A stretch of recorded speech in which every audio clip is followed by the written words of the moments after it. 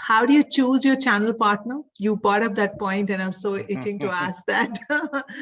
So what are the elements to be looked into, when you're choosing your channel partner?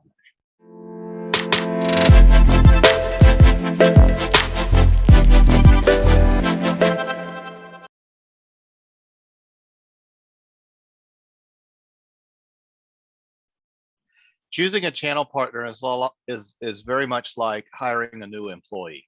Mm-hmm. If you were going to hire a new employee for your company, whether it was an engineer, an accountant, or somebody that works on the shop floor, you start with understanding, what do you need, right? What are the skills that are required? What do you want this person to do? Well, you've learned this from your customer interactions. You know that customers expect certain qualifications. So what we recommend is you start with an ideal partner profile. It's the job description. Just like you have a job description for a new employee, job description for your partner. It starts with their qualifications. What are their capabilities? Where do they work? Do you need them to have technical services in addition to commercial services? If it's a buy resale transaction, do they have the finance capabilities, the credit worthiness, and so on?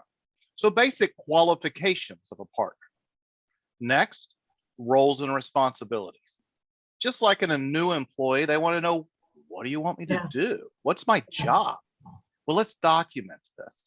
And so you've created this document that is the profile of a partner that you're looking for. And then you go out and you look for them.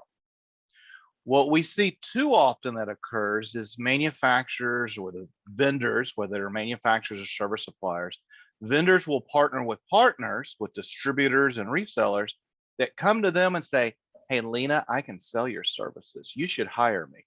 I'm a great distributor. In fact, I already have an order. And if you'll contract with me to be your partner, I'll give you this order. And too often we see vendors sign up new partners because it's a quick win. We're short-sighted and we don't look about the long-term relationship and how it's going to pay off or where there might be conflict. Well, you wouldn't do that with a new employee, would you? Yeah, absolutely. If somebody walked into your office and said, hey, Lena, I'm a great accountant. I've been doing this a long time. I can help you sort out your books. You should hire me. Right. You wouldn't hire that person, would you? And you would just, you would double screen that person actually to see what makes this person so confident. And then you go through that process. Yeah, then why do you do that with channels? That's an amazing question. I mean, that's something which is to be thought about. When you don't do that for your employee, channel, onboarding, it is like just onboarding an employee, because at the end of the day, they are selling for you. So if you don't have the right resource, that's an amazing point. Yeah. That's right. So it's a very intentional process. Create a profile. What's the perfect candidate look like? You go find these people. And there's a lot of ways you can do that. You can ask your customers, where do you buy this product from today? Who are those resellers that sell to you?